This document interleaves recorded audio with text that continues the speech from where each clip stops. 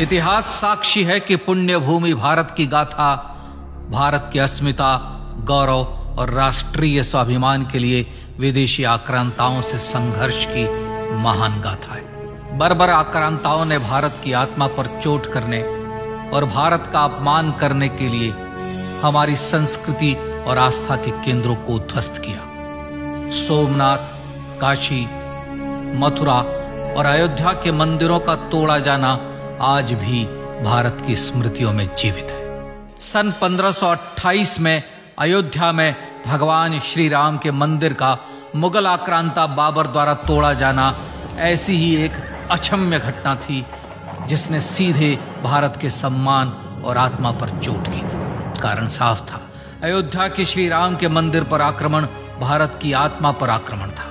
जहां हर भारतीय के रोम रोम में राम बसते हैं, वह भारत यह अपमान कैसे सहता। राम मंदिर पर आक्रमण भारत को आहत कर गया था। विदेशी हमलावर अपनी बर्बरता दिखाते गए और भारत अपने आत्मगौरव को फिर से पाने के लिए संघर्ष करता रहा। भारत रामलला के जन्म स्थान पर बाबर के नाम पर बने एक ढांचे को देखता और उसे हटाने का संकल्प लेकर शक्ति संजोया करता। हिंदू समाज आत्मसम्मान के रण में डटा रहा और लगातार हमलावरों द्वारा बनाए गए बाबरी ढांचे को हटाने के लिए लड़ता रहा। सरयू कई बार रक्त से लाल हुई। कभी स्थानीय शासकों ने तो कभी साधु संतों और राम भक्तों ने राम जन्मभूमि की मुक्ति के लिए अपने प्राणों की आहुति दी। 74 बार युद्ध हुए। हम कुछ मोर्चे हारे, पर रण जीतने का संकल्प कभी कम नहीं हुआ। हिंदू समाज तलवारों से रक्त रंजित हुआ, पर उसने हार नहीं मानी। उसका संकल्प अजेय था। 15 अगस्त 1947 को देश की आजादी के साथ सैकड़ों सालों से चले आ रहे इस संघर्ष में नई ऊर्जा और एक नया मोड़ आया। अचानक 23 दिसंबर 1949 को बाबरी ढांचे में श्री राम लला प्रकट हुए। हजारों राम भक्त दर्शन के लिए उमड़ पड़े। तत्कालीन प्रधानमंत्री पंडित जवाहरलाल नेहरू ने उत्तर प्रदेश सरकार को श्री राम लला को विवादित ढांचे से हटाने का आदेश दिया। उत्तर प्रदेश सरकार ने अयोध्या के कलेक्टर को यह काम दिया और यह निर्देश भी कि जरूरत पड़ने पर वे बल का प्रयोग भी करें। अयोध्या के कलेक्टर ने सरकार को उत्तर दिया कि यह नरसंहार के बिना संभव नहीं है, और फिर भी वह ऐसा चाहती है तो किसी दूसरे कलेक्टर से यह काम करवा ले। परिणाम स्वरूप रामलला की मूर्ति वहीं विराजमान रही। विवादित ढांचे को बंद कर दिया गया। केवल पुजारी को सेवा अर्चना के लिए भीतर जाने की अनुमति थी। फिर भी राम भक्त विवादित ढांचे के बाहर से प्रभु श्री राम की आराधना करते रहे। भारत के हिंदू समाज के लिए चुनौतियां और बढ़ गई। मामला अदालत में गया। विपक्षी दलों द्वारा अदालत में भगवान श्री राम के अस्तित्व पर सवाल उठाए गए। उनके अयोध्या में ही जन्म लेने का प्रमाण मांगा गया। भारत का जनमानस अब आहत हो उठा था। आजाद भारत में भी हिंदू समाज को अपनी आस्था और श्रद्धा के लिए संघर्ष करना पड़ रहा था। चुनौतियों के इस समय में सन 1984 में विज्ञान भवन दिल्ली में विश्व हिंदू परिषद ने धर्म संसद का आयोजन किया। इस संसद में देश भर के संतों ने राम जन्मभूमि की मुक्ति के लिए आह्वान किया और राम जन्मभूमि मुक्ति यज्ञ समिति का गठन किया। धर्म संसद ने राम जन्मभूमि की मुक्ति और वहां भगवान श्री राम के भव्य मंदिर बनाने के भारत के जनमानस के संकल्प को फिर से दोहराया। विश्व हिंदू परिषद के नेतृत्व में मंदिर निर्माण के लिए पूरे देश में अभूतपूर्व आंदोलन की शुरुआत हुई। श्री राम जन्मस्थली मुक्ति यज्ञ समिति के साथ देश भर में राम जानकी की रथ यात्राएं निकली। राम लीलाओं में राम कथा के माध्यम से भारत का आम जन फिर से जुटा। अब सबके मन में एक ही प्रण था, एक ही लक्ष्य था। अयोध्या में जन्मभूमि पर भगवान श्री राम के भव्य मंदिर का निर्माण। सन 1989 में विश्व हिंदू परिषद द्वारा गांव-गांव से रामशिला पूजन करके अयोध्या भेजी गई। 2,75,000 गांवों से रामशिलाएं अयोध्या पहुंची। भव्य राम मंदिर के शिलान्यास का निर्णय हुआ। पूज्य संत महात्माओं और हिंदू समाज के अन्य प्रमुख नेताओं के निर्णय के अनुसार अनुसूचित जाति के प्रमुख नेता श्री कामेश्वर चौपाल ने 9 नवंबर 1989 को मंदिर निर्माण का पहला पत्थर रखा। राम जन्मभूमि पर मंदिर निर्माण के लक्ष्य की पूर्ति के लिए सन 1990 में सोमनाथ से अयोध्या के लिए श्री लाल कृष्ण आडवाणी ने रथ यात्रा की शुरुआत की। देश में जन भावनाओं का ज्वार उमड़ने लगा। श्री लाल कृष्ण आडवाणी के रथ यात्रा के साथ साथ मंदिर के लिए जन समर्थन बढ़ने लगा और छद्म सेकुलरवाद बेनकाब होने लगा।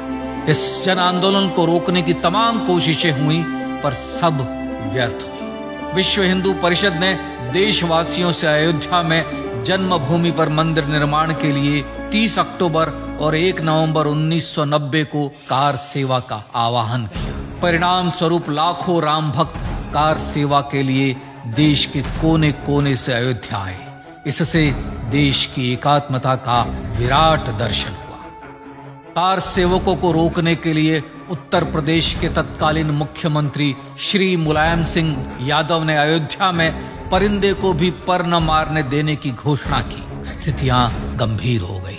अयोध्या से 100 200 किलोमीटर दूर रेलगाड़ियां रोक दी गई। अयोध्या युद्ध भूमि बना दी गई। मार्ग बंद, रेल बंद, चप्पे चप्पे पर पुलिस। अयोध्या सैनिक छावनी में बदल गई। राम नाम पर ऐसी पाबंदी कि अर्थी ले जा रहे लोगों तक को रोका गया क्योंकि वे राम नाम सत्य कह रहे थे। लेकिन सैकड़ों किलोमीटर की यात्रा कर कार सेवक अयोध्या पहुंचने लगे। राम के गीत गाते, होठों पर हंसी और पांव में छाले लिए राम काज के लिए राम भक्त देश विदेश से अयोध्या पहुंच ही गए। कार सेवकों पर गोलियां चली। अनेक कार सेवक शहीद हुए। आजाद भारत में जन्मभूमि पर राम मंदिर के लिए कार सेवकों ने फिर एक बार अपना बलिदान दिया, पर कार सेवकों ने विवादित ढांचे पर भगवा फहरा ही दिया और इस तरह कार सेवा सफल हुई। श्री राम जन्मभूमि आंदोलन ने भारत की सुप्त आत्मा को झकझोर कर जगा दिया था। विश्व हिंदू परिषद ने फिर एक बार 6 दिसंबर 1992 को कार सेवा का आह्वान किया। राम भक्तों को कार सेवा करने देने के लिए अदालत में प्रार्थना की गई, पर अदालत ने कोई निर्णय नहीं दिया। परिणाम स्वरूप बौद्ध, जैन, सिख, स्वामीनारायण संप्रदाय, गायत्री परिवार, हर पंथ मत विचार के हिंदू एकत्र हो गए। छूत अछूत का भेद मिटा, जाति की पहचान मिटी। हम सब हिंदू, हम सब सिंधु बन गए। राम सिंधु में ज्वार उठा और देखते ही देखते 6 दिसंबर 1992 को श्री राम जन्मभूमि से बाबरी ढांचा सदा के लिए हट गया।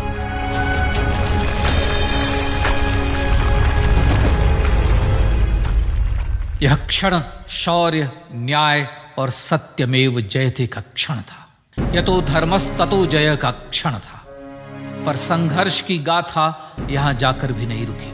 छद्म सेकुलरवादियों द्वारा भारत और भगवान श्री राम के इतिहास को झुठलाने के लिए अदालतों में चुनौतियों का सिलसिला चलता रहा, जो 1950 से चल रहा था। हिंदू सिखों के बीच से गुजरते हुए भगवान श्री राम का दर्शन करने के लिए विवश थे। यह स्थिति थी आजाद भारत में श्री राम और राम भक्तों की। पर सत्य को तो जीतना ही था। आखिरकार देश के सर्वोच्च न्यायालय के 5 जजों की खंडपीठ ने 9 नवंबर 2019 को ऐतिहासिक निर्णय दिया और यह कहा कि अयोध्या जन्मभूमि परिसर की पूरी 67 एकड़ भूमि रामलला की। और न्यायालय ने भारत सरकार को जन्मभूमि पर मंदिर बनाने के लिए एक ट्रस्ट बनाने का आदेश दिया। सर्वोच्च न्यायालय के आदेश के अनुसार भारत सरकार ने 5 फरवरी 2020 को श्री राम जन्मभूमि तीर्थ क्षेत्र नाम के ट्रस्ट का गठन किया और राम जन्मभूमि न्यास की भूमि जो सरकार द्वारा अधिग्रहित की गई थी, उसे ही नवनिर्मित न्यास को वापस दे दिया गया। 5 अगस्त 2020 को भारत के प्रधानमंत्री श्री नरेंद्र मोदी ने श्री राम जन्मभूमि तीर्थ क्षेत्र के अध्यक्ष पूज्य महंत नृत्य गोपाल दास, राष्ट्रीय स्वयंसेवक संघ के पूज्य सरसंघ चालक डॉक्टर मोहन भागवत एवं उत्तर प्रदेश के मुख्यमंत्री श्री योगी आदित्यनाथ की उपस्थिति में श्री राम जन्मभूमि पर भगवान श्री राम के भव्य मंदिर के लिए भूमि पूजन कर निर्माण कार्य का शुभारंभ किया। इस तरह लगभग 500 वर्षों से राम जन्मभूमि की मुक्ति के संघर्ष का पटाक्षेप हुआ। अपने आत्मसम्मान और राष्ट्रीय अस्मिता के लिए इतना लंबा संघर्ष विश्व के इतिहास में बेजोड़ है। श्री राम भारत की आत्मा, भारत की परिभाषा, हमारे राष्ट्रीय आदर्शों और जीवन मूल्यों के प्रतिनिधि मर्यादा पुरुषोत्तम हैं, जो हर हिंदू के होठों पर जन्म से मृत्यु तक रहे। बस यही हर हृदय में प्रार्थना होती है। राम भारतीय राष्ट्रीय स्वाभिमान और आसेतु हिमालय से समुद्र पर्यंत तक जन जन को एकात्मता के बंधन में बांधने वाले रक्षा सूत्र है। अयोध्या स्थित श्री राम जन्मभूमि पर बाबर का हमला वास्तव में भारत के स्वाभिमान और राष्ट्रीयता पर हमला था। प्रधानमंत्री श्री नरेंद्र मोदी द्वारा श्री राम जन्मभूमि पर राम मंदिर का पुनः निर्माण न केवल बाबरी मानसिकता का पराभव है, बल्कि संपन्न, सुखी, सुसंस्कृत, सर्वशक्ति संपन्न स्वराष्ट्र का सूर्योदय भी है। यह उस राम राज्य की दिशा में वह कदम है जिसकी अभिलाषा राज राजेंद्र चोल, कृष्णदेव राय, छत्रपति शिवाजी महाराज से लेकर महात्मा गांधी तक ने की थी। अयोध्या में जन्मभूमि पर भगवान श्री राम का मंदिर न सिर्फ राष्ट्रीय गौरव होगा, बल्कि वह श्री राम के आदर्शों का राष्ट्र मंदिर होगा।